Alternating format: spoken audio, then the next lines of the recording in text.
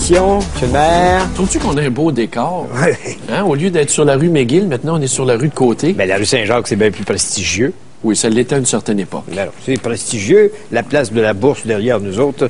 Ah, c'est à peu près tout ce qui... La place de la Bourse. Écoute, y a-tu une bourse, là? Non, non, mais ça, on l'appelle encore la tour de la Bourse. OK. Mais il n'y a pas de bourse à Montréal, c'est à Toronto. Nous autres, on n'a rien. Dans le fond, on n'a même plus d'homme-tard ce matin. Ben là, on tu t'énerves encore le poil des gens. Comment je m'énerve le poil des jambes? Le siège social reste à Montréal. Ah oui. Écoute, 90% des activités de Domtar sont aux États-Unis de toute façon.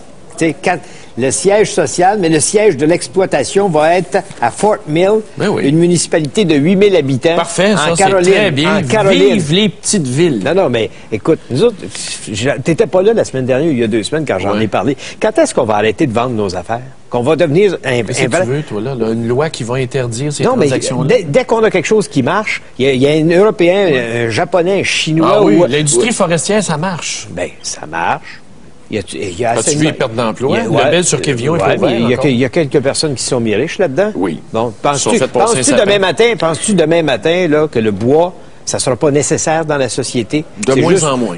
Ah oui? De moins en moins. La construction est en baisse, les journaux sont en baisse. De toute façon, tout est sur Internet. Maintenant, les revues sont appelées à disparaître, Richard. Mais c'est pas grave. C'est qu'après... Regarde, la semaine dernière, c'était Sleeman qui est passé aux Japonais. Oui. Il y a Molson qui est passé aux Américains. Notre club de hockey qui a appartenu aux Américains. Le club de football de Montréal qui appartient à un Américain. Oui. Nous autres, on était juste des locataires. Ben oui. On était un peuple de locataires. Ben oui, mais écoute, c'est ça. On n'est pas capable de rien garder. On n'est pas capable de rien conserver. La Mais ça prochaine, t'enlève à la quoi prochaine dans ton compagnie, c'est quotidien? quoi? C'est Bombardier? Bon, je sais pas, ou Jean Coutu, peut-être, je sais pas. Non, mais Jean Coutu, c'est une excellente nouvelle. Ils sortirent des États-Unis. Ah oui, écoute, moi, là, quand tu regardes la situation de Jean Coutu, là, être riche, être petit et riche, c'est pas mal mieux qu'être gros et pauvre. C'est vrai. Bon, est-ce qu'on s'entend là-dessus? Ou trop gros, trop vite. Et le bon sens de M. Coutu, le père, a fait en sorte qu'il a envoyé quelqu'un voir, puis il s'est fait dire, regarde, on va se casser la gueule. Il a mis son thermomètre. Il a mis le thermomètre à l'eau, puis... à l'eau.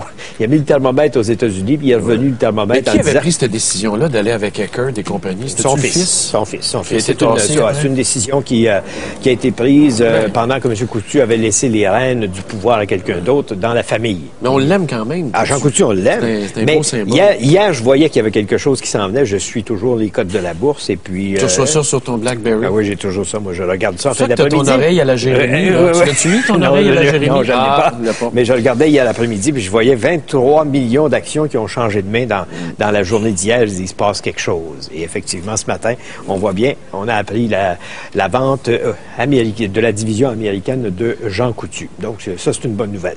Il y en a qui vont prendre ça pour une bonne nouvelle. Ceux qui sont à l'autre bout du Québec, à l'autre bout de la 138, le Natashquan, bonjour. Bonjour. Jean Charest a annoncé que la route 138 va être prolongée pour se rendre jusque-là. C'est bien. Moi, je vis à l'autre extrémité de la 138. On est la dernière ville au sud de la 138, c'est chez nous. Ouais. Donc, si on fait un lien avec l'autre bout, pourquoi pas? Ça amène du développement économique, c'est une route comme ça. Ah oui? On a de la misère à faire du développement économique dans un grand centre, puis tu penses que parce qu'il y a une 138 qui va aller jusqu'à Natashquan, quand on n'est pas capable, où est-ce qu'il va passer 4 camions par jour? Ben là, puis ici, il y en a 500 qui passent à l'heure, puis on n'est même pas capable de compléter un tronçon d'autoroute. Ben, toi, tu fermerais les régions. Toi, c'est ça ton but dans la vie, c'est fermer ce qui pas de les marche fermer, pas.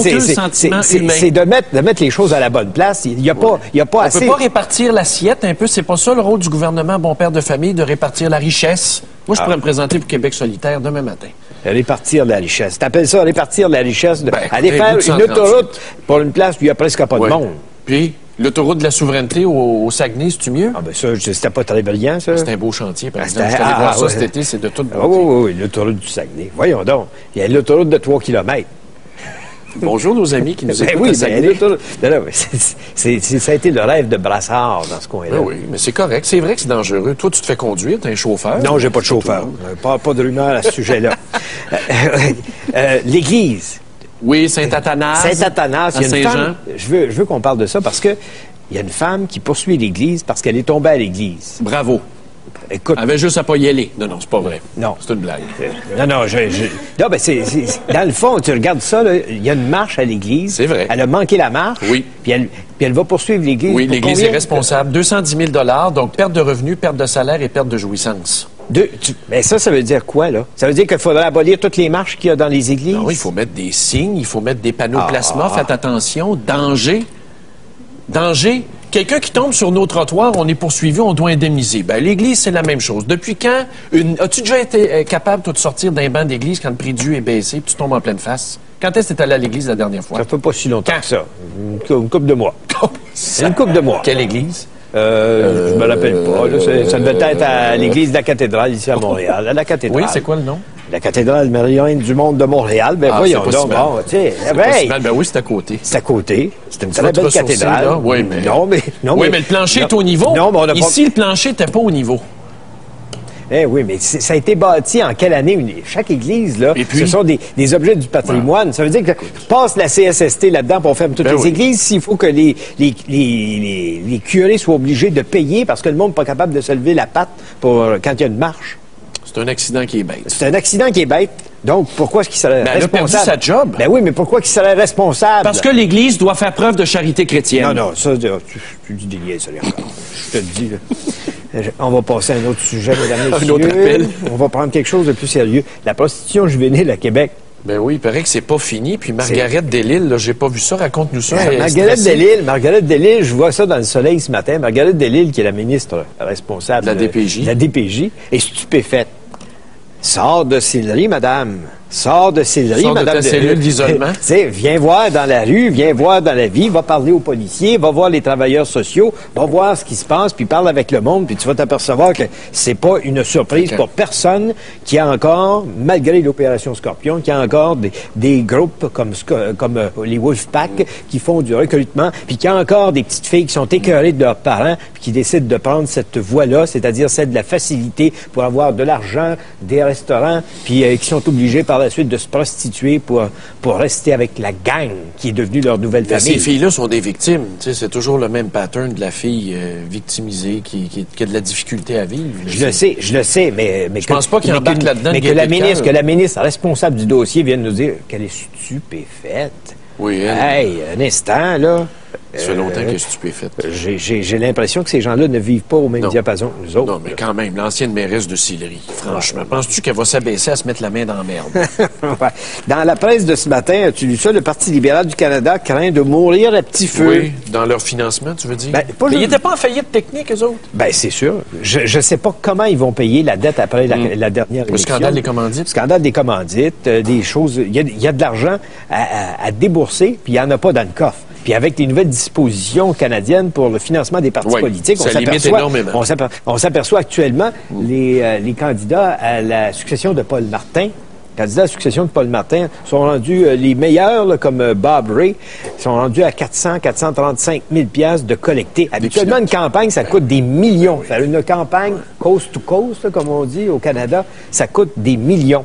Ils dépenseront même pas 1 million pour cette campagne 400 à la 000, direction. c'est comme le budget du Parti vert, ça tient même pas de bout. Ouais. Tu peux pas faire ça. Mais tu as vu le rapport dont la presse a obtenu copie, c'est un rapport qui a été commandé par le parti pour savoir comment faire pour s'en sortir. Maintenant qu'on a été identifié à peu près à tous les scandales possibles dans le monde politique. Mais le rapport dit que le parti est condamné à mourir à petit feu s'il ne réussit pas à recueillir davantage d'argent auprès des gens ordinaires. Ben, qu'ils fassent comme le Bloc, qu'ils se fassent vivre par le fédéral. Ça fait pas beaucoup d'argent, ça. Non. Ça fait pas beaucoup d'argent. Mais il n'en demeure pas moins que c'est le mur. C'est le mur. Ce parti-là va rencontrer un mur à très court terme. T'as beau changer de chef, c'est certain que c'est pas oublié tout ce qui s'est passé. Non, mais si jamais Ignatieff est élu, ça va amener une prestance, moi, je pense, au Parti libéral. Ça va amener un leadership, un aura, un peu comme dans le temps de Trudeau. Oui, mais t'es obligé Une aujourd'hui, vague. mais t'es obligé de faire du porte-à-porte et d'avoir des membres pour avoir de l'argent.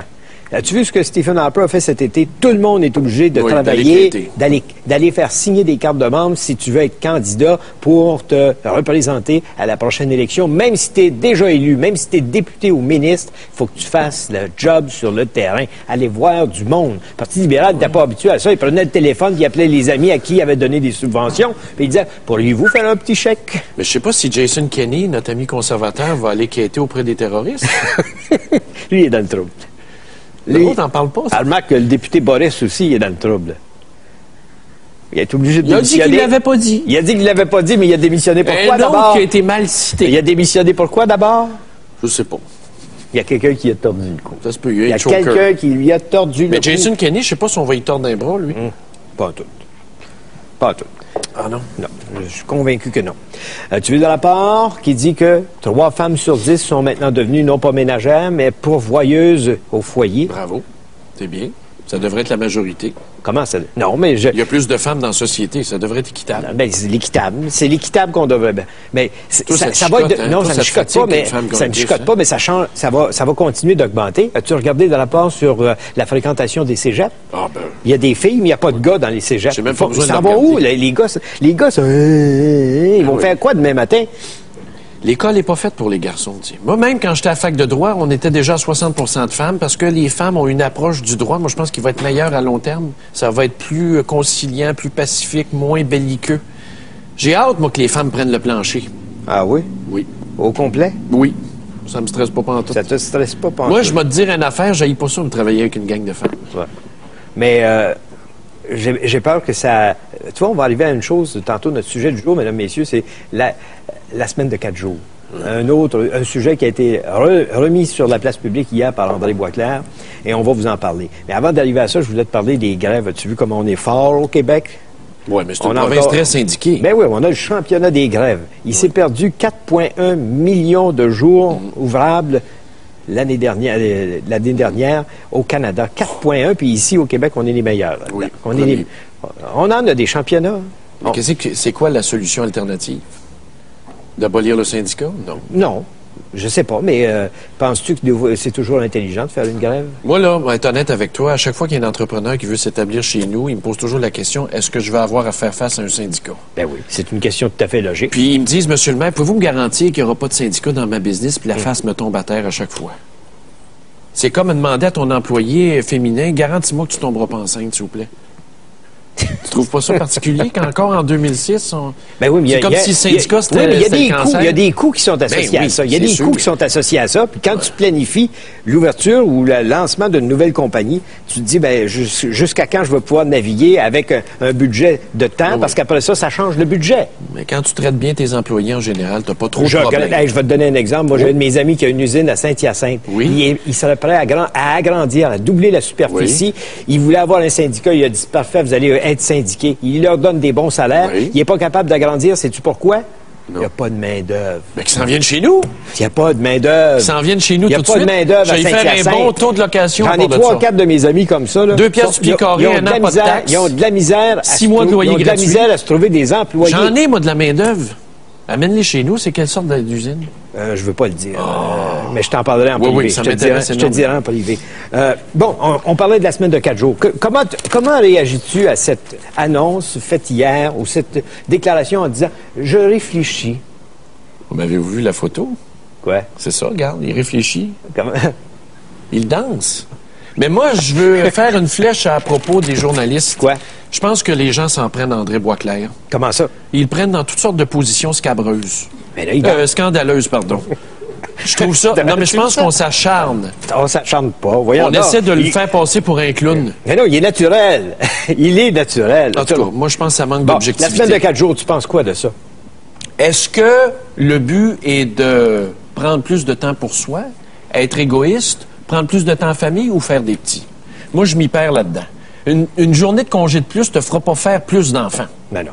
Pas nécessairement. Non, non. Ça va coûter combien? Ça, quand Pauline Marois avait lancé son programme de CPE, tout le monde était pour la vertu, puis après, on s'est aperçu qu'on n'avait pas les moyens de nos principes, que ça coûtait bien cher, puis on a frustré un paquet de parents qui n'ont pas accès au CPE parce que les listes d'attente sont longues de même. La semaine de 4 jours, ça va coûter combien? C'est une imbécilité, à mon avis. Je vais te le dire carrément de même. C'est une imbécilité de remettre ça sur la place publique à une époque où est-ce qu'on constate que le Québec n'est qu'une place de PME. Dans une PME, comment veux-tu être capable d'organiser l'horaire de travail?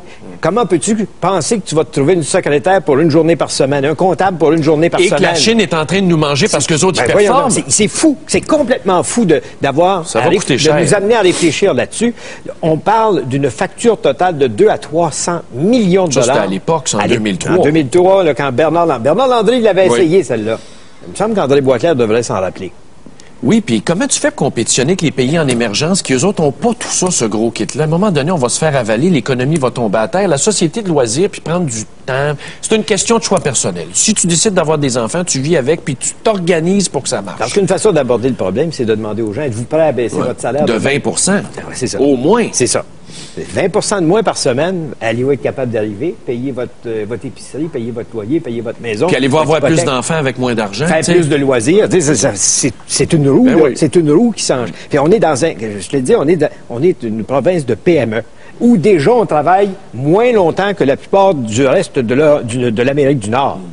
Puis en France, ils l'ont essayé. C'est 40-45 heures par semaine, la semaine de travail. Ici, on travaille sur du 32 puis du 35 heures par semaine. Puis en France, ils l'ont essayé, la semaine de 35 heures. On a des rapports ici, pas de temps supplémentaire interdit. Puis ça n'a pas fait augmenter la main-d'œuvre. Ça n'a pas fait baisser le taux de chômage. Ça ne fait pas augmenter le taux de natalité. Est-ce qu'une journée de plus à la maison va faire augmenter votre libido? Pas nécessairement. Puis à l'heure actuelle, là, j'ai pas vu de pancarte. Il n'y a personne qui demandait ça. Le monde demande des routes sur lesquelles on peut circuler. Ils demandent des services de santé. Ils demandent des fournitures scolaires pour que les gens puissent apprendre. Et ça, là, tu peux voir du monde avec des pancartes. J'ai pas vu personne demander ça. La semaine de 4 jours, où est-ce qu'il s'en va, Boisclair, avec ça? C'est l'organe qui crée le besoin.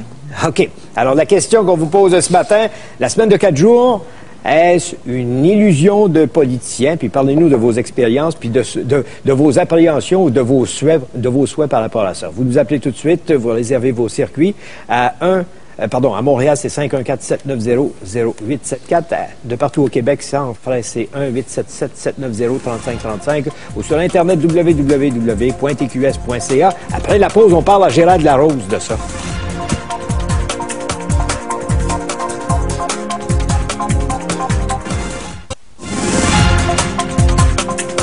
Bon, Stéphane, si on n'est pas là demain matin, on vous avertit tout de suite, c'est parce que TQS prend les devants puis on a la semaine de 4 jours. Ouais. Payé pour 5. Payé pour 5, ouais. On va en parler avant de prendre vos appels, vos commentaires sur cette idée remise sur la place publique par le chef du Parti québécois, André Boisclair, hier. Avant d'arriver à vos commentaires, donc, on va en parler avec Gérald Larose, qui a été président de la CSN et qui est professeur invité à l'Université du Québec à Montréal. Monsieur Larose, bonjour. Bonjour. Je vous soupçonne d'être pour ça, vous. Ben, c'est-à-dire, moi, je suis d'abord pour la souplesse dans l'organisation du travail et surtout que les gens puissent configurer leur semaine ou leur année de travail en fonction d'un certain nombre d'autres objectifs. D'ailleurs, la semaine de 4 jours, là, elle existe. Dans votre secteur, là, la semaine de 4 jours, c'est largement répandu dans le secteur de l'information. Et c'est répandu aussi dans d'autres secteurs. Il y a aussi dans des catégories d'emploi. Le secteur cadre, souvent, aménage sa semaine de travail sur 4 jours. Donc, c'est pas une nouveauté, là. Mais c'est pas majoritairement répandu, là. Il y en a non, c'est pas majoritairement, mais disons que ça se propage d'année en année. Si on met ça sur la grande période, au début du siècle de l'industrialisation, les gens travaillaient 60, 70, 72 heures par semaine. C'était vrai, y compris pour les femmes et les enfants. Bon, je dirais la naissance du syndicalisme et la responsabilité qu'on a donnée à l'État de réglementer a fait que petit à petit, on est arrivé à des semaines de 40 heures, puis des journées de 8 heures. Et puis, ça a été vrai, je dirais, jusqu'au milieu des années 80. La grande crise de 81-82 a ébranlé un certain nombre d'acquis. Et depuis, effectivement, il faut constater qu'il y a moins de protection. Et puis, on a régressé, peut-être pas tellement dans notre société ou nos sociétés, mais il faut reconnaître que là où les capitalistes s'alimentent massivement, Bangladesh, l'Inde, la Chine, etc., les gens travaillent 60 heures par semaine, puis les enfants travaillent. Alors, moi, je pense pas que ce soit le modèle qu'on veut. Hein? Oui, mais M. Larose, ce que Boisclair dit, c'est que ça va nous permettre de passer du temps en famille et de faire des enfants. Et croyez-vous à ça qu'une journée de congé va nous faire augmenter le taux de natalité? Moi, je travaille avec des jeunes là, à l'année longue maintenant à l'UQAM. Les jeunes, ils ont un rapport à l'argent, un rapport à la consommation, un rapport au temps qui est différent de celui qu'on avait. Donc, c'est des valeurs, là. Ben oui, c'est des valeurs. Et les gens, ils veulent pouvoir faire des choix autres que celui de la consommation sous pression à la Walmart. Ouais, mais le patronat aussi est obligé de faire des choix à ce moment-là. Puis il y a une facture, il y a une facture qui vient avec ça. On parle de 200-300 millions par année de coûts supplémentaires. Il y a quelqu'un qui va payer pour... Oui, mais je vais vous dire, là, c'est des factures. C'est une répartition différente des surplus qui sont produits. Hein? TD, aujourd'hui, a connu une augmentation de 94 de ses profits. À ce que Chasse n'était pas en faillite la semaine dernière. Là, hein? Alors, moi, j'ai aucun scrupule à ce qu'il y ait des forces sociales qui disent, oui, bon, ben, écoutez, on peut peut-être réaménager ça un petit peu autrement, et que ça se concrétise sous des formes d'assouplissement du marché du travail. Moi, je trouve que... Oui, mais ça, c'est bon pour prendre du temps pour soi, la société de loisirs, profiter de la vie, mais ça va-tu nous faire plus d'enfants? Écoutez, en fait, il y a deux modèles qui s'affrontent là-dedans. Ouais. Il y a le modèle anglo-saxon, qui malheureusement est le nôtre, et il y a le modèle européen. Hein? Je vais vous dire, en termes de productivité et de croissance, le modèle européen est pas plus fou que le nôtre, hein? Et puis, les gens, ils ont des congés sociaux autrement plus importants que les nôtres. En moyenne, 5 semaines en France, 4 moyennes dans le reste de l'Europe. On est encore à 2. C'est complètement moyenne. Oui, mais la France, c'est pas plus productive, là, puis le taux de chômage est élevé, puis le bordel est pris dans le pays pareil. Oh, je vais vous dire, là, bordel pour bordel, là, je pense qu'on pourrait s'échanger les difficultés. On serait pas plus mal, là.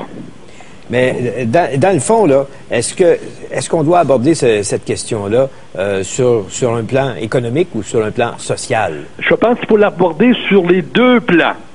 Et je reprends le modèle européen, c'est pas parce qu'on est plus social qu'on est moins économique, et je vous dirais que sur bien des plans, ils nous concurrencent allègrement. Oui, mais ils n'ont pas plus d'enfants. Le taux de natalité n'a pas augmenté en France parce qu'ils ont 5 semaines de vacances. Je m'excuse, le taux de natalité en Europe, le plus fort, c'est en France. Combien?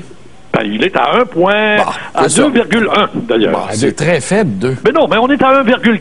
Ben oui. Alors, je vais vous dire, là, ils sont les champions au plan de la natalité en Europe, alors on peut pas dire que ça nuit, là. Croyez-vous qu'André Boisclair doit en faire un cheval de bataille dans la prochaine campagne électorale? Ça, c'est comme les CPE. Les CPE, il n'y a personne qui voulait en entendre parler, sauf les jeunes foyers. Oui. Eh bien, je vais vous dire, là, aujourd'hui, aller enlever les CPE, là, le Charest a essayé ça une couple de fois, là, il s'est rivé le nez. Les gens trouvent que c'est une politique sociale qui répond à des objectifs qu'on a dans la vie, de faire autre chose que du métro, dodo, boulot. Hein? Et puis, les jeunes là-dessus, ils nous font la leçon largement. Ben oui, mais on a mis les CPE. C'est un terrain sur lequel les politiciens peuvent fort bien faire du chemin. Bon, mais on a mis les CPE sur place parce qu'on n'a plus le temps de s'occuper de notre famille. On confie à des éducatrices, on délègue notre... non, c'est pas ça le but des CPE? C'est-à-dire les CPE, c'est d'abord une mesure d'intégration dans la société. Ah oui? En France, oui. Je pensais que c'était pour que les femmes puissent aller travailler. Non, c'est-à-dire, en même temps, oui, ça a permis une croissance de l'accès au marché du travail pour les femmes, ce qui n'est pas une mesure rétrograde. Non, c'est correct. Hein? Ça a permis une croissance de 70% en l'espace de 20 ans. Alors, c'est quand même intéressant, y compris pour ceux qui cherchent de la main-d'œuvre, soit dit en passant. Hein? Parce qu'on est en pénurie de main-d'œuvre, et on le sera de plus en plus. Donc, on rende cette main-d'œuvre-là davantage capable d'accéder au marché du travail. En pénurie de main-d'œuvre, on parle de semaine de 4 jours. Ça sera peut-être mieux. C'est grave, là. Vous venez de dire quelque chose. On est en pénurie de main-d'œuvre. Comment on va faire pour remplacer avec la semaine de 4 jours? Journée? Ça marchera pas, là. Je vais vous dire, si le choix, c'est de rester à la maison ou bien d'accéder au marché du travail 4 jours semaine, moi, je pense que si les gens ont la capacité d'y accéder 4 jours semaine, ils vont le faire. Oui, mais si on est en pénurie de main-d'œuvre, ça va être l'effondrement de l'économie? Non. C'est-à-dire, on va cloner.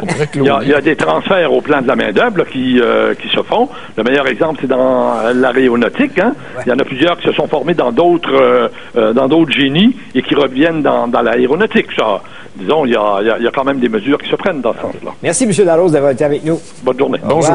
La semaine de 4 jours, donc, la question. C'est pénible. Quoi? C'est un débat social. C'est un débat social. Économiquement, c'est ça qu'il faut regarder. Tu peux pas. C'est vrai ce que M. Larose dit. La pénurie de main-d'œuvre dans le secteur professionnel technique s'en vient. Ben oui. Qui va prendre ces jobs-là? T'as une chaîne de montage. T'as une chaîne de montage. Je vais dire, oups, elle peut pas. Oui, mais attention, regarde comment les Québécois disent. Parfait, on va se fier sur l'immigration. Ils viennent voler nos jobs. Ben oui, mais t'avais juste à pas prendre la semaine de 4 jours. Ils travaillent plus fort que nous autres. Certains, ils ont du cœur au ventre. OK, on fait une pause. Je vous rappelle notre question aujourd'hui. Semaine de 4 jours. Est-ce une illusion de politicien?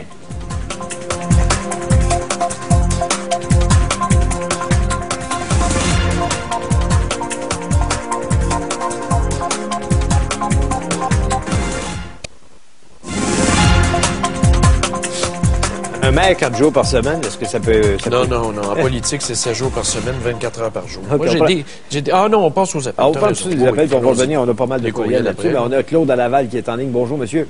Bonsoir. On vous écoute. Oui. Moi, j'ai travaillé 4 jours semaine. Oui. Pendant 15 ans. Oui. Puis, ça, c'est une organisation que les compagnies font. On travaille 4 jours semaine, mais des chiffres de 10 heures. Oui. Il n'y a pas de perte financière. C'est une réorganisation concernant l'alimentation. Je travaillais pour Provideo à l'époque. OK. Puis, quand que le même gouvernement du Parti québécois a permis l'ouverture des magasins et des épiceries 7 jours semaine, là, c'est une réorganisation qu'ils ont faite pour pouvoir les desservir 7 jours semaine. OK. Là, ils ont changé l'horaire de travail par ordre d'ancienneté, vu qu'on était syndiqué, et plus eux avaient le choix des horaires pour pouvoir préparer les commandes et les desservir. Mais là, le nerf de la guerre, c'est ça vous a-tu fait faire plus d'enfants? D'être à 4 jours semaine? Non, ça, c'est pas une raison, c'est pas une raison pour ça, là. Ça donne rien. Mais excepté que moi, je travaillais sur un horaire 4 chiffres de 10 heures, je commençais le lundi soir à 5 heures, Oui. puis je finissais le vendredi matin 4 heures.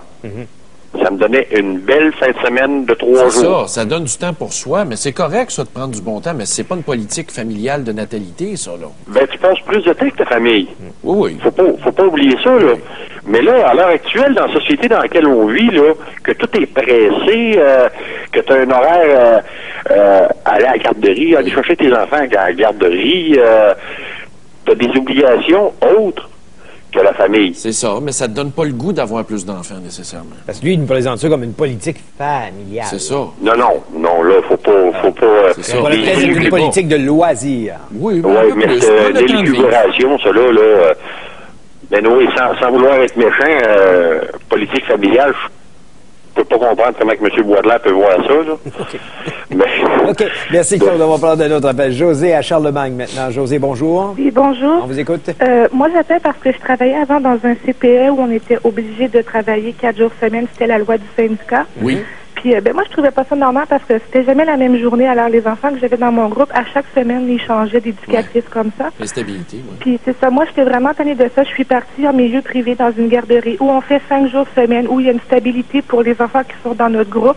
Puis je crois pas que de travailler 5 jours semaine, ça m'empêche de faire des enfants. Là, moi, je vais en avoir un 3e. Oui, bravo. Merci. Félicitations. Alors, c'est pas en CPE, je l'aurais peut-être pas fait parce que 4 jours semaine, il faut que pas tu t'absentes dans la mauvaise journée, il faut que tu aies le rendez-vous dans la journée que tu es en congé. Alors, je trouvais ça très, très compliqué pour rien. Tu sais, puis en plus, quand tu entends ça, tu dis il y a des gens qui vont travailler avec cœur, en pensant à ce qu'ils font et pour qui ils le font. Alors que d'autres disent, oh, ben là, hein. C'est parce que ça m'a jamais passé par la tête. Moi, je travaille tout le temps, puis ma blonde travaillait Oui, tout le si. temps, puis on a eu des enfants pareils, là. Je dis, c'était une question de choix Il personnel. y avait des familles de 12 enfants Ouais. autrefois. Ben oui. puis, bon, Ben il y avait on pas en de parlait, politique, ben il n'y avait oui. pas de CPE. Puis le monde était pauvre. Merci, José. Merci, de votre José. appel. Sébastien, maintenant, à Richelieu. Bonjour. Bon matin. On vous Bon écoute. matin. Ben, dans mon cas, c'est, comment je peux dire, politique familiale, pas vraiment. Boisclair, si je peux prendre l'expression, il se tire d'un 2 pieds, puis avec un gros 12 à matin. Là. J'ai travaillé 4 jours semaine pour un employeur, même que c'est notre employeur qui avait amené l'idée du 4 jours semaine. On était une petite PME, 12 employés au maximum, mais il avait amené l'option de pouvoir travailler 4 jours, et ça sans perte de salaire. Comme Claude au début, nous, c'était une semaine de 37h30. On travaillait 4 jours. Dans notre équipe, on était 4. 2 sur un horaire, 2 sur l'autre horaire. Comme ça, la compagnie était ouverte 5 jours, comme n'importe quelle autre compagnie. Par contre, l'employé, pour lui, ça y faisait 3 jours de congé. Puis habituellement, c'était soit le vendredi, samedi, dimanche. Et ça a été quoi la conclusion de cette expérience-là? Socialement parlant, fantastique.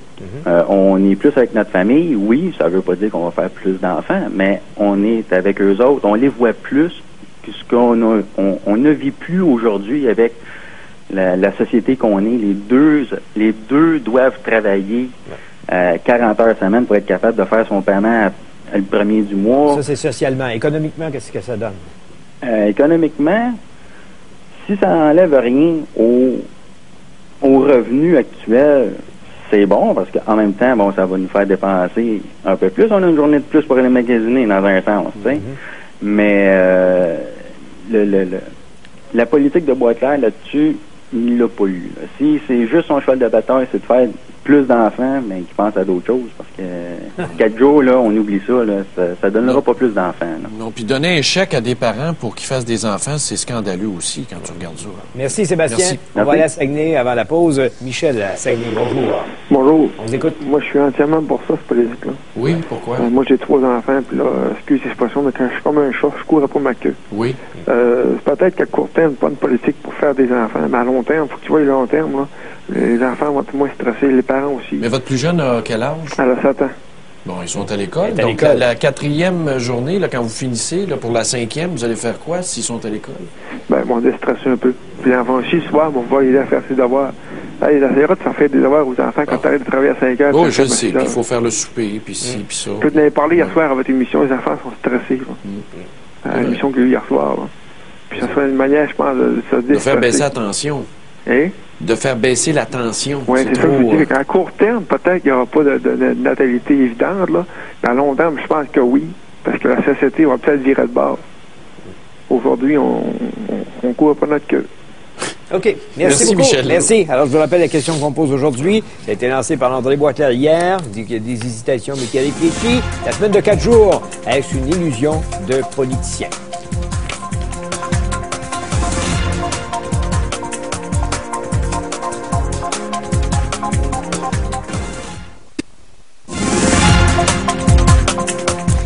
Je vais t'en lire une coupe.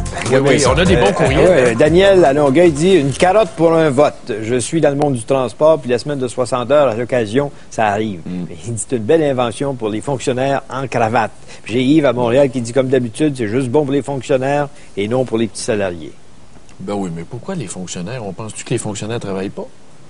Non, mais... Regarde, je vais te donner un exemple de fonctionnaire. Chez nous, notre trésorière, là, Oui. on l'a engagée à 4 jours semaine, jeune famille, 2 enfants pour l'aider, puis on lui a suggéré. Ben, elle a une conscience professionnelle à 45 jours. Parce qu'elle a de l'ouvrage, tu sais, veut dire, à un moment donné, c'est pas vrai que les fonctionnaires ne travaillent pas. Ensuite, ici, salutations à Maxime Gravel, un fidèle auditeur de Saint-Bruno, qui n'écoute jamais TQS, sauf pour notre émission. Hein, c'est un signe. Il faudrait l'habituer. Et ici, À autre chose. Bruno Robichaud dit de Rimouski qu'au fond, on pourrait peut-être l'offrir aux gens qui sont plus vers la retraite, tu sais, 55 ans et plus, prendre le temps de vivre, parce qu'au fond, c'est ça. C'est prendre du temps pour vivre puis déstresser. Mais toute la question, c'est le 20 fait pas peur des c'est le petits. 20 Il y a un jeu, un équilibre financier là-dedans. 20 de moins sur ta paye, est-ce que ça te dérange? Si ça te dérange pas, parfait. Il y a ça. Ou parce que la société ne pourrait pas absorber une augmentation de 20 Ben des non. produits, Non, du non. coût des Tu peux pas produits. demander aux employeurs de Bon, payer pour tout des le monde ce va genre s'en de aller dans les autres bénéfices-là. provinces canadiennes. Ben oui, Bon, c'est sûr. une blague. J'ai une blague qui vient toute seule comme ça parce que j'ai un gars qui me dit « Je travaille pour la ville de Montréal, col bleu. Je travaille 36 heures par semaine sur 3 jours. » Oui, 3 fois 12. T'as envie de 36. dire, non, il est présent 36 heures par semaine. Il faut col bleu. Tu sais qu'il y a des usines qui font Col ça, bleu, hein? Il est présent 36 heures par semaine. Oh là, ça se peut Une dire blague. ça. OK, Ah, on c'est prend une notre blague. OK. Tellement bonne. Drummondville maintenant. Gaëtan, bonjour. Bonjour. On vous écoute. Félicitations pour votre programme. Merci. C'est très intéressant. Pour ce qui est de la politique de 4 jours, je ne sais pas si vous vous souvenez, dans le temps que les commerces sont restés ouverts 7 jours semaine sont passés la loi. Oui. Bon, à ce moment-là, ça a fait briser des courses. On parle de vie familiale aussi en même temps. Dans la politique de Tu sais, je Boisclair. l'ai dit, ça a brisé des couples. Ben, c'est que t'étais ouvert sur 7 jours semaine, Oui. les magasins. Puis quand ça a commencé, c'est qu'il n'y avait personne qui avait d'expérience, c'était tous les vieux employés qui faisaient des 7 jours. Ah. Et dans les courriels que j'ai pas mal de gens qui suggèrent qu'on ferme le dimanche à la place. Oui, Si on c'est a besoin, arrivé, si on oui. a besoin d'une journée familiale, là, C'est vrai. alors revenons à ce qu'on Ça, était ça avant, serait ça. fermer le dimanche. Oui. Au lieu du jour du Seigneur, on pourrait appeler ça le jour du swinger. Vu que les clubs échangistes sont à la hausse. Le jour du swinger. Mais si on regarde, juste ce qui se passe comme dans les usines qui vont ouvrir 4 jours, là, Oui. moi je connais quelqu'un qui travaille dans une usine, ils font ça, ils travaillent sur 4 jours, puis le vendredi, ils ont besoin de monde. Fait que qu'est-ce qu'ils font, c'est qu'ils prennent les employés qui sont là, Ouais, puis ils temps vont faire une supplémentaire. journée de plus. Fait que ça fait des semaines de 50 heures. Ouais. Ça coûte Fait que je cher. pense que M. Boisclair devrait aller travailler dans les usines, dans les commerces, Ah, oubliez et ça. après ça, là, passer des politiques, parce que ça favorise rien partout. Mais c'est sûr que ça te donne pas le goût d'avoir plus d'enfants. Ça, c'est clair, net et précis. Oh, merci Gaëtan de votre Merci, appel. Gaëtan. On va aller à Québec maintenant. On a Lynn qui est en ligne. Bonjour. On Bonjour. vous écoute. Bonjour à vous deux.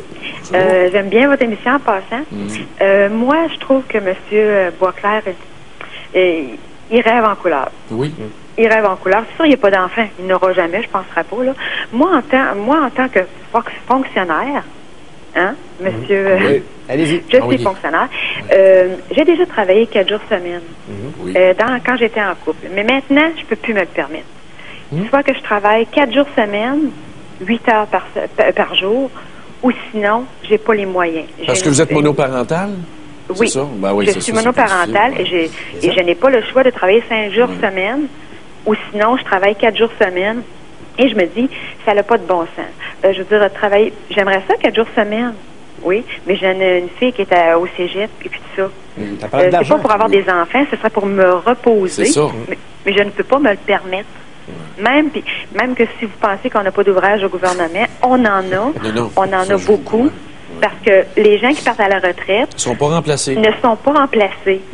Alors, à ce moment-là, je me dis, M. Boisclair, c'est de valeur, là, mais il est complètement en dehors de ses espadrilles, là, il est en dehors de la réalité. Il n'y a pas d'enfant.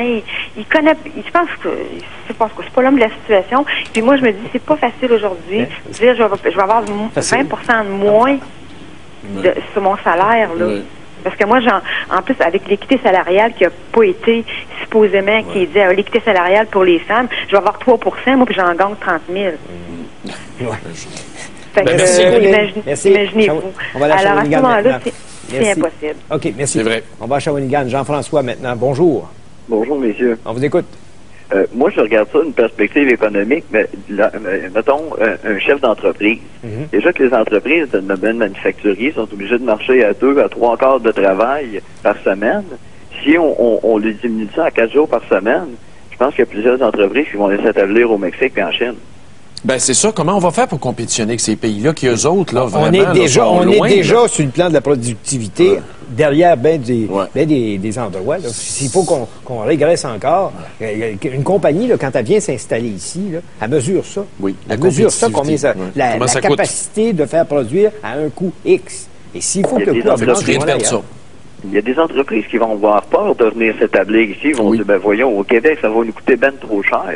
Quand ils voient que juste sur le bord de la frontière, au Mexique, hey, la main-d'œuvre, elle coûte pas cher. Le monde, ils n'ont pas peur de travailler même jusqu'à 7 jours par semaine. Des chiffres incroyables.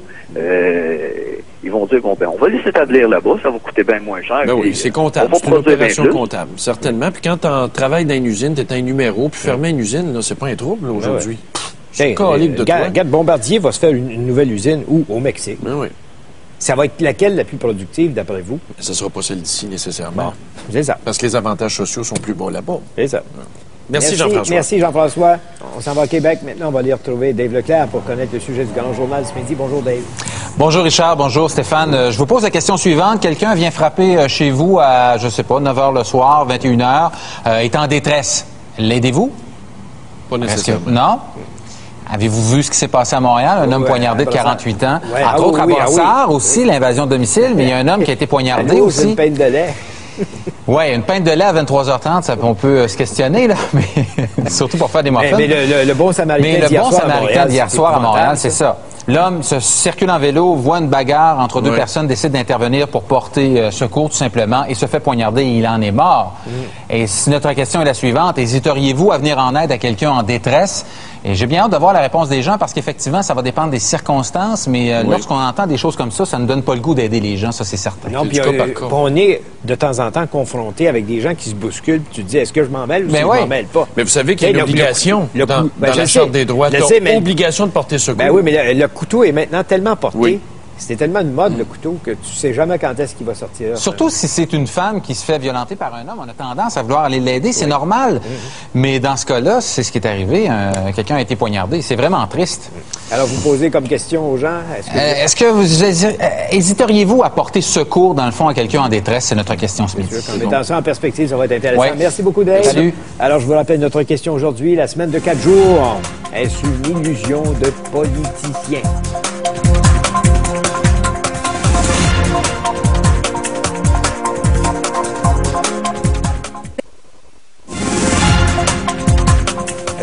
As-tu une couple de courriels qui... Oui, j'en ai quelques-uns ici rapidement. Semaine de 4 jours, Maxime Jean de Laval. Une journée de plus de congé, c'est une journée sans entendre Gendron. Voilà un avantage. C'est vrai, je suis d'accord avec ça, moi aussi. Ensuite, Younes nous dit ici qu'elle, au fond, si tu fais vraiment le calcul, c'est pas vraiment 20 de perte. Parce que tu baisses dans ta braquette d'impôt, peut-être, de sorte que ça serait un peu moins l'impact financier. Il y a ça. Tu fais moins d'impôt. J'ai Marc-André qui a 19 ans, il dit ça, c'est ridicule. Quand on est la province la moins productive au Canada, déjà, nous ne sommes pas riches. Et le revenu va encore diminuer si on applique, évidemment, la règle du paiement en fonction des heures travaillées. Et j'en ai une autre ici qui est Pascal à Sherbrooke qui dit que c'est une illusion de politicien.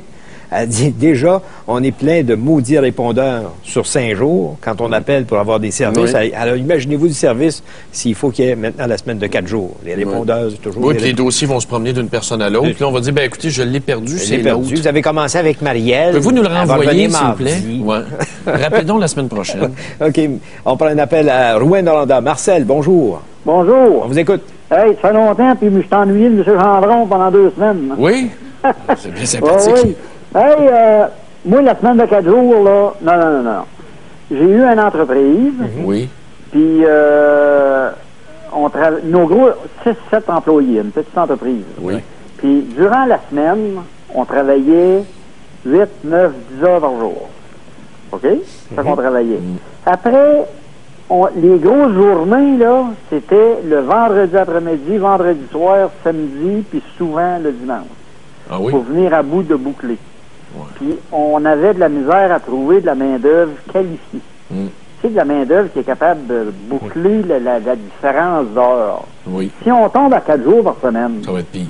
Comment le petit entrepreneur, là, comment il va faire, lui, là, pour se trouver de la main-d'œuvre? Puis les coûts de formation, le training, l'investissement, oui. Oui, parce que c'est pas tous des jobs faciles à faire, là. Tu arrives dans le dossier, où est-ce qu'il était rendu, le gars, hier, quand il est venu faire... Puis en région, c'est vrai, ce qu'il dit, de la main-d'œuvre qualifiée en région, là, c'est rare, ça se peut pas. Mon dossier de Saint-Hyacinthe, c'est ce que je te disais tantôt. Merci, merci, Marcel. Isabelle, maintenant, l'île Bizarre. Oui. Je pense qu'on vient on a un problème technique. On vient de le perdre. On s'excuse. Excusez-nous, Marcel. La ligne s'est Isabelle, maintenant, à l'île Bizarre. Bonjour. Oui, bonjour. Bonjour, Isabelle. Oui. Oui, OK. Moi, je suis infirmière dans le domaine de la santé. Oui. Puis je trouve ça ridicule, sérieusement, une semaine de 4 jours, parce que premièrement, ça va coûter cher au gouvernement. S'il oblige la semaine de 4 jours, ça veut dire que moi, ma 5e journée, à son montant supplémentaire, ça va coûter cher. C'est merveilleux pour moi. C'est ça, il y a une pénurie d'infirmières. J'en avais des courriels comme ça, des infirmières qui disent, écoutez, on n'a pas d'employés. S'il faut qu'on ait une journée de plus pour en chercher, c'est épouvantable. Donc, les gens vont devoir travailler jusqu'à 90 ans. Oui, comme exactement. Puis ça va être ridicule. Je dis, moi, ça va faire mon affaire dans un sens. Je vais faire de l'argent. Ça va être du temps supplémentaire, mais ça va coûter cher au gouvernement. Puis en plus, moi, il va falloir que je fasse à l'hôpital, on commence déjà à en parler là, de ça. Puis nos journées vont augmenter à des 10 heures. Puis ça, on est obligé de se taper un double. En plus, ça va faire... Les erreurs médicales. Faire du temps en ligne. Puis moi, des enfants, je vais vous avouer, je voudrais plus en faire parce que je vais être plus souvent au travail. Puis l'éducation va prendre le bord, là, littéralement. Je vais avoir 3 jours pour m'amuser avec eux la fin de semaine. Mais l'éducation, où est-ce que je vais avoir le temps des études? Ça va être une gardienne qui va s'occuper de mes enfants. Voilà, retour à la case départ. Tu augmentes l'amplitude dans une journée au lieu d'être sur 8 heures. Parce que déjà, tu pars le matin, tu reviens le soir, tu as une amplitude de 8 heures absent de la mer. Oui, c'est ça. Mais l'amplitude de 8 heures va peut-être devenir une amplitude de 10 heures. Tu vas être moins souvent avec les enfants chaque jour, mais tu vas avoir des enfants de fin de semaine. Mais toi, tu es un chronobiologiste. Tu parles de plage horaire. C'est quoi ça, un chronobiologiste? C'est ça. Là, ça parle d'amplitude, puis de rythme de l'enfant et des adultes. Merci, Isabelle. On va aller le Pérou maintenant. André, bonjour. Oui, bonjour. On vous écoute. Oui, moi, ça fait une dizaine d'années que moi et mon groupe de travail, on a 4-3 comme horaire. Ça fait 4 jours de 10 heures, puis on ne viendrait jamais à 5-2. On est tellement contents de ça. Pourquoi? Pourquoi? Ça nous économise un transport par semaine. Dans quel domaine travaillez-vous? Dans le transport ferroviaire, le service, les services. Mais vous n'avez pas fait plus d'enfants pour ça, là? Non. Mais ceux qui ont des enfants avec mon groupe, moi, j'en ai pas, mais ils sont très contents. Ils ont une journée de plus. Excusez-moi, André, mais toi, lui, il est dans une entreprise de service qui fonctionne 7 jours. Mais imagine-toi le gars qui a une entreprise qui est du lundi au vendredi. Oui. C'est là que ça devient compliqué. La 5e journée, tu le prends où, ton employé qui te manque? Oui. Mais dans notre cas, nous autres, on a voté, on a demandé à tous les gens, puis ils étaient d'accord. Puis depuis qu'on est dans le 4-3, on vient de plus jamais au 5-2. On aime ça. Vous n'avez pas eu de perte financière? Non, aucune perte. Faites un peu plus d'heures sur 4 jours. Même nous, on gagne là-dedans parce que ça nous coûte un stationnement de moins, un transport de moins par semaine, l'essence. Quand on y pense, économiquement, c'est bon, on fait notre 40 heures pareil, puis on économise. Moi, dans mon cas, c'est très bon. Moi, je ne reviendrai pas au 5-2. J'aurais de la misère. Mais c'est du cas par cas. Il y a des entreprises qui s'y prêtent plus. Ça se prête à ça, mais c'est bien évident que dans une PME en service du lundi au vendredi, ça serait une catastrophe financière pour l'employeur. Mais je pense pas. Même une PME, mettons qu'elle ferme un 3e jour par semaine, les coûts de chauffage baissent. Les employés ont fait la production sur 40 heures. On ferme le chauffage. Oui, mais c'est parce qu'une plomberie, là. Ça pète au froid. Ah, OK, ouais.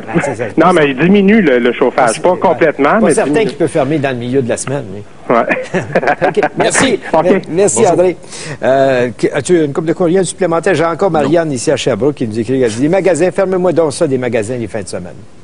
Pourquoi? Ben, si le dimanche c'est fermé, tu vas l'avoir, ta journée de famille. Si vraiment c'est clair dans sa tête à Boisclair que c'est pour la famille, fermé le dimanche. Bon, l'émission est finie, c'est assez. Comment c'est assez? Au revoir, merci. À demain.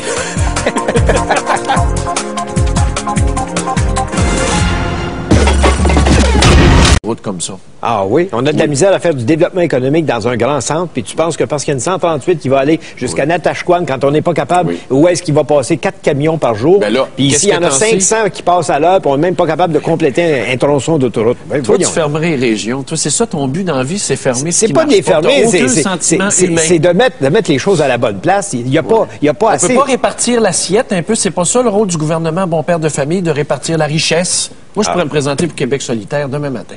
Répartir la richesse. T'appelles ça répartir la richesse? Aller faire une autoroute pour une place où il n'y a presque pas de monde. Puis, l'autoroute de la souveraineté au Saguenay, c'est-tu mieux? Ah ben ça, c'était pas très brillant, ça. C'est un beau chantier, par exemple. Je suis allé voir ça cet été, c'est de toute beauté. Oui, l'autoroute du Saguenay. Voyons donc. Il y a l'autoroute de 3 km. Bonjour nos amis qui nous écoutent. Oui, ça a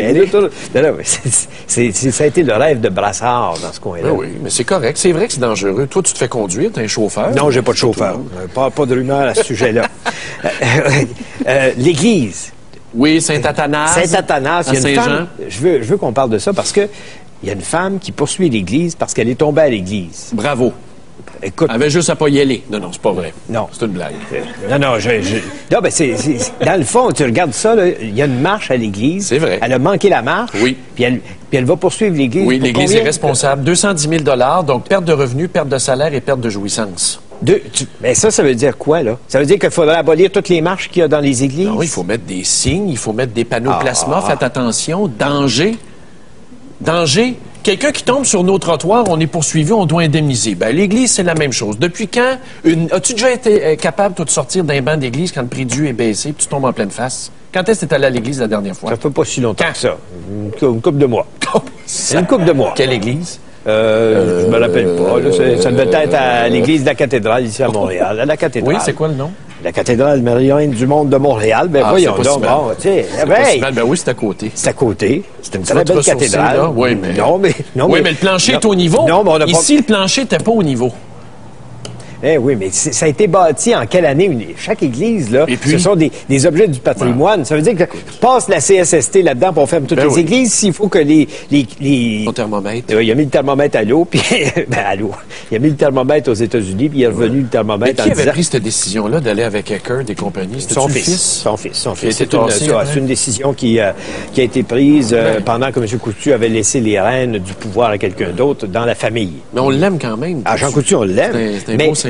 Hier, je voyais qu'il y avait quelque chose qui s'en venait. Je suis toujours les codes de la bourse et puis... Tu reçois ça sur ton BlackBerry? Ah oui, j'ai toujours ça. Moi, je regarde ça en fin d'après-midi. Tu as ton oreille à la Jérémie. Tu l'as-tu mis, ton oreille à la Jérémie? Non, je n'en ai pas. Mais je regardais hier l'après-midi puis je voyais 23 millions d'actions qui ont changé de main dans la journée d'hier. Je dis, il se passe quelque chose. Et effectivement, ce matin, on voit bien, on a appris la vente de la division américaine de Jean Coutu. Donc, ça, c'est une bonne nouvelle.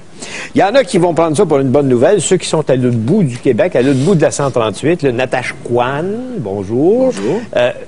Jean Charest a annoncé que la route 138 va être prolongée pour se rendre jusque-là. C'est bien. Moi, je vis à l'autre extrémité de la 138. On est la dernière ville au sud de la 138, c'est chez nous. Ouais. Donc, si on fait un lien avec l'autre bout, pourquoi pas? Ça amène du développement économique, tu sais, nous.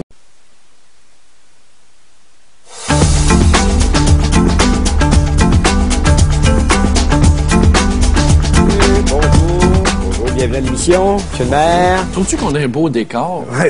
Hein? Au lieu d'être sur la rue McGill, maintenant, on est sur la rue de côté. Bien, la rue Saint-Jacques, c'est bien plus prestigieux. Oui, ça l'était à une certaine époque.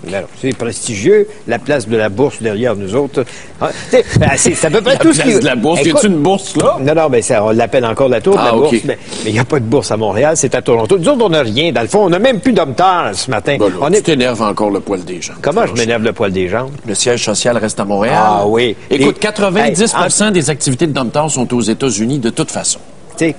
Le siège social, mais le siège de l'exploitation va être à Fort Mill, une municipalité de 8000 habitants. Parfait, ça, c'est très bien. Vive les petites villes. Non, mais écoute, nous autres, t'étais pas là la semaine dernière, il y a 2 semaines, quand j'en ai parlé. Quand est-ce qu'on va arrêter de vendre nos affaires? Qu'on va devenir Qu'est-ce que tu veux, toi, là? Une loi qui va interdire ces transactions-là? Mais dès qu'on a quelque chose qui marche, il y a un Européen, un Japonais, un Chinois... Ah oui, l'industrie forestière, ça marche. Bien, ça marche. As-tu vu les pertes d'emploi? Le bel sur Quévillon est pas ouvert il y a quelques personnes qui sont mis riches là-dedans. Oui. Bon, penses-tu demain matin là, que le bois, ça ne sera pas nécessaire dans la société? De moins en moins. Ah oui? De moins en moins. La construction est en baisse, les journaux sont en baisse. De toute façon, tout est sur Internet. Maintenant, les revues sont appelées à disparaître, Richard. Mais c'est pas grave. C'est qu'après... Regarde, la semaine dernière, c'était Sleeman qui est passé aux Japonais. Oui. Il y a Molson qui est passé aux Américains. Notre club de hockey qui a appartenu aux Américains. Le club de football de Montréal qui appartient à un Américain. Oui. Nous autres, on était juste des locataires. Ben oui. On était un peuple de locataires. Ben oui, mais écoute, c'est ça. On n'est pas capable de rien garder. On n'est pas capable de rien conserver. La prochaine compagnie, c'est quoi? C'est Bombardier? Bon, je sais pas. Ou Jean Coutu, peut-être, je sais pas. Non, mais Jean Coutu, c'est une excellente nouvelle. Il sortir des États-Unis. Ah oui, écoute, moi, là, quand tu regardes la situation de Jean Coutu, là, être riche, être petit et riche, c'est pas mal mieux qu'être gros et pauvre. C'est vrai. Bon, est-ce qu'on s'entend là-dessus? Ou trop gros, trop vite. Et le bon sens de M. Coutu, le père, a fait en sorte qu'il a envoyé quelqu'un voir, puis il s'est fait dire, regarde, on va se casser la gueule. Il a mis